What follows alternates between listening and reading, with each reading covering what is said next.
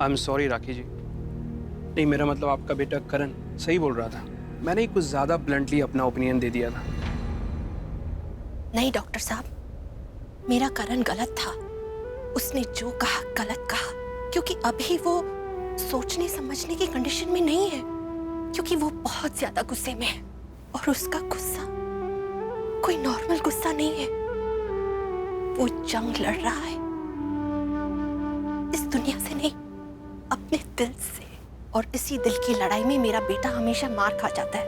वो अपने इमोशंस बयां नहीं कर पाता। कोई नहीं समझता मेरे बेटे को सिवाय उसके। वही एक है जो मेरे बेटे को समझती है। कौन? प्रीता। प्रीता? जी, प्रीता। वो अंदर से एक बहुत ही स्ट्रांग लड़की है। अपने आंसुओं को अपनी ताकत बना देती है। लेकिन कुछ समय से लेकर करण और प्रीता के बीच में बहुत सारी गलतफहमियां हुई है और धीरे धीरे वो गलतफहमियां बहुत बढ़ चुकी हैं। वो खैर, जाने दीजिए इन सब बातों को। जितना जानेंगे उतना उलझते जाएंगे। आप तो डॉक्टर साहब प्लीज मुझे सच ये बताइए कि मेरे महेश जी ठीक तो हो जाएंगे ना? उतनी ताकत रखती हूं मैं कि सच का सामना कर पाऊं। बताइए महेश जी का सच बताइए। आपको पता है, ये एक्सीडेंट से पहले महेश जी मुझे हर छोटी मोटी चीज के लिए परेशान करते थे, लड़ते थे। राखी जी मेरा पर्स कहाँ है? राखी जी मेरी फाइल कहाँ है? राखी जी ये, राखी जी वो। लेकिन अभी ये तो कुछ बोलते ही नहीं, बस यूं ही चुपचाप लेटे पड़े हैं। बोलिए ना डॉक्टर साहब, ये कब उठेंगे? कब मुझसे बातें करेंगे? कब मुझसे लड़ेंगे? ये बोलिए ना। देखिए सर, आप जो कुछ भी कहेंगे ना सच कहिएगा। शायद आप ये सोच रहे होंगे कि झूठ बोल के आप मुझे तसल्ली दे रहे हैं। नहीं, वो तसल्ली धोखा होगा जो आगे चल के मुझे ही तकलीफ देगा। मुझे कोई झूठी उम्मीद नहीं चाहिए। बस मुझे इतना बता दीजिए कि मेरे महेश जी मुझसे कब बात करेंगे, कब लड़ेंगे? ये पूरी तरह ठीक हो जाएंगे ना डॉक्टर साहब? बोलिए ना। राखी जी, मैंने आपसे कहा था ना, ऐसे केसेस में 70% पेशेंट्स कोमा से कभी बाहर नहीं आ पाते। मैंने आपसे झूठ कहा था। 70 नहीं, 90% पेशेंट्स कोमा से कभी बाहर नहीं आ पाते। वो कभी ठीक नहीं हो पाते। और महेश जी को तो इतनी गहरी अंदरूनी चोटें आई हैं। मुझे नहीं लगता राखी जी ये कभी भी कोमा से बाहर आ पाएंगे। क्या? राखी जी यही सच है। डॉक्टर साहब, मैं आपके आगे हाथ जोड़ती हूँ। आपने अभी जो बात मुझे बताई, ये बात मेरे परिवार में से किसी को मत कहिएगा, वरना जो थोड़ी बहुत उम्मीद भी सब में बची है वो भी टूट जाएगी और उस उम्मीद के साथ ये पूरा घर टूट जाएगा। प्लीज ये बात सिर्फ हम दोनों के बीच में रहनी चाहिए, किसी को मत बताइएगा।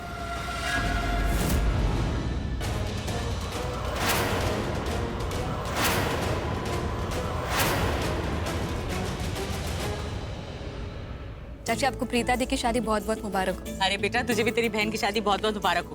तुझे आलू के पकौड़े पसंद है ना? देख वहाँ बने हुए स्नैक्स खा ले फटाफट। मासी हाँ, प्रीता दी के लिए आपने कितना हैंडसम लाइफ पार्टनर चूज किया है। पता है मम्मी को तो बहुत अच्छा लगा। और पता है मम्मा क्या बोल रही थी कि हमारी खुशबू के लिए भी कोई ऐसे ही हैंडसम बताओ ना। मम्मा को बोल देना कि खुशबू के लिए उससे भी अच्छा लड़का ढूंढ के देंगे हम। एक काम करो ना, इनके वाले हैंडसम को आप ही ले जाओ ना अपनी खुशबू के लिए। So sweet of you. I wish कि हमें वो पहले मिल गए होते। कोई बात नहीं, उससे भी ज्यादा अच्छा लड़का ढूंढेंगे, मैंने कहा ना। अच्छा जाओ, तुम लोग कुछ खा लो, फिर शादी के काम में लग जाओगे ना। वहां पर है बेटा, जाओ फटाफट। कुछ कहना है तुझे? नहीं बहन जी, लो जो बात मैं कहने आई थी वो तो भूल ही गई। वो आपके भाई साहब पूछ रहे थे, कह रहे थे खाना आके चख लो कैसा बना, एक बार देख लो ना। तो मैं चख लूंगी, लेकिन तू क्या कह रही थी जानकी? मुझे पता है कि तुझे पृथ्वी और प्रीता की शादी पसंद नहीं है, पर अगर शादी पसंद नहीं है ना तो जाके घर में बैठ जा। प्रीता की विदाई के बाद मैं आराम से तेरे से बात कर लूंगी। बोल। अरे सरला आंटी, कॉन्ग्रेचुलेशन, बेटी की शादी हो रही है, इतनी बड़ी खुशी है। आपको भी बहुत बहुत मुबारक हो बेटा। और मुझे कोई खुशी नहीं, फिर भी मैं घर नहीं जाऊंगी, यहीं रहूंगी और बार बार बोलूंगी कि मुझे ये दूल्हा बिल्कुल पसंद नहीं है। ओके भाई। आंटी जी मैं आपको ही ढूंढ रही थी। क्या हो गया? आपको वो लक्की अंकल बुला रहे हैं। लड़की का तो दिमाग ही खराब हो गया, उसकी फुल डेकोरेशन खत्म ही नहीं हो रही है। इतने सारे काम पड़े हैं, मैं कैसे दोबारा से जाऊं? मुझे बताइए क्या क्या करना है। पहले आप पंडित जी से बात कर लीजिए। हाँ, मैं पंडित जी से बात। पंडित जी, क्या क्या सामग्री और रह गई है? वो पान का पत्ता मंगवाए क्या? पान का पत्ता तो मैं भूल। अच्छा, वो वर को भी बुलवा लीजिए क्योंकि वर पूजा का मुहूर्त हो गया है। ठीक है, तू जाके लकी को बोल, मैं अभी आती हूँ। अब मैं दूल्हे को भी बुलवा लेती हूँ और पान के पत्ते भी मंगवा लेती हूँ, है ना? जी, मैं देखता हूँ। जी आप आई जी, आई। मैं नहीं बुलाने वाली उसको, दूल्हा होगा वो आपका खसमान खाना। सृष्टि इधर आ जल्दी। हाँ आई। एक मिनट में बाद में बात करती हूँ। क्या कर रही है? तो ये फोन कान पे क्यों लगाया हुआ? किससे बात कर रही? किसी से भी नहीं। तो फिर कान पे क्यों लगाया हुआ था? मामा जिससे बात कर रही थी आप नहीं जानते हो उसको, इसलिए मैंने कहा कि किसी से भी नहीं। वो सुन, एक काम कर, तू जाके पृथ्वी को बुला ला। पंडित जी ने कहा है कि वो वर पूजा होने वाली है। जा के बुला के ला। मामा मैं नहीं। क्यों नहीं? दीदी आप मेरे साथ चलिए, खाना बन के तैयार है, आप चेक कर लीजिए बस। हजार काम पड़े हैं, तुझे तो खाना चखने की पड़ी हुई। अच्छा रुक 2 मिनट, 1 सेकंड बात करने दे। जा के बुला के ला। मेरा बस चले तो उस पृथ्वी को कुमकुम भाग्य हॉल के बाहर ही फेंक दो। क्या कहा तूने? सुना आपने? हाँ सुन लिया मैंने। मैं कह रही हूँ ना, जाके उसको बुला के ला, तुझे समझ में नहीं आता। और ये ले अपना फोन पकड़, शांति पड़ गई तुझे। अब जाके पृथ्वी को बुला के ला, अपनी लंबी टांग का इस्तेमाल कर। और चलिए आइए। अच्छा सुन, तूने वो मीठे में बना लिया है ना? हाँ जी। समझ में नहीं आ रहा इस पृथ्वी ने मम्मा पे क्या जादू कर दिया है। कुछ खिला पिला तो नहीं दिया? जब देखो तो मम्मा पृथ्वी की ही तारीफ करती रहती है। अरे ऐसा क्या अच्छा देखती है पृथ्वी में, मुझे समझ में ही नहीं आता।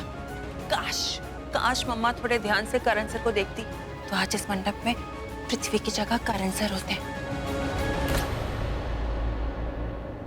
मैंने आपसे झूठ कहा था। 70 नहीं 90% पेशेंट्स कोमा से कभी बाहर नहीं आ पाते। मुझे नहीं लगता राखी जी ये कभी भी कोमा से बाहर आ पाएंगे। करण, मुझे लगता है तुमसे बदला लेने के लिए उसने पापा जी को घर से धक्के मार के निकाल दिया होगा, जैसे तुमने उसे घर से धक्के मार के निकाल दिया था। पापा जी ये बेइज्जती, ये इंसल्ट सहन नहीं कर पाए होंगे। वो ये सोचते सोचते उनका एक्सीडेंट हो गया। ये सारी गलती मेरी है, सारी गलती मेरी है। उस लड़की ने मुझे जेल भिजवाया, पुलिस स्टेशन ले गई, उसके बावजूद मैंने उसे इस घर में घुसने दिया, अपने परिवार से मिलने दिया। सारी गलती मेरी है। जितनी अच्छी तरीके से मैं प्रीता अरोड़ा को जानता हूं ना, उतना कोई नहीं जानता। कितनी मासूमियत से वो इस घर में घुसी और मेरा पूरा घर बर्बाद कर दिया। मेरे डैड की हालत उसकी वजह से है, मेरे भाई की जिंदगी बर्बाद उसकी वजह से हुई। काश मैंने उसे इस घर में घुसने ही नहीं दिया होता तो आज ये दिन नहीं देखना पड़ता। ये प्रीता जी अब मेरी होने जा रही है, हमेशा हमेशा के लिए। आज के बाद प्रीता जी पर सिर्फ और सिर्फ मेरा हक होगा। प्रीता जी को देखने का हक, उनके करीब जाने का हक। वैसे सही भी है, प्रीता ने जो कुछ भी मेरे परिवार के साथ किया ना, भगवान उसका बदला उससे ले रहा है। पृथ्वी मल्होत्रा से उसकी शादी हो रही है। वो इतना घटिया, इतना कमीना इंसान उसकी जिंदगी में आ रहा है। अच्छा है, बहुत अच्छा है। भुगतेगी प्रीता उससे शादी करके। अरे कोई अपनी बीवी के बारे में ऐसे बात करता है? हाँ, अभी ये हाल है तो शादी की बात पता नहीं क्या कुछ बोलेगा और क्या कुछ करेगा प्रीता के साथ। ठीक है Preeta Arora, you deserve this. You totally deserve this.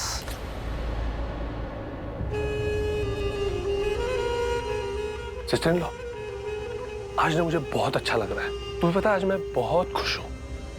Really? अब ऐसा भी क्या हो गया कि आपको इतना अच्छा लग रहा है और आप इतने खुश हैं?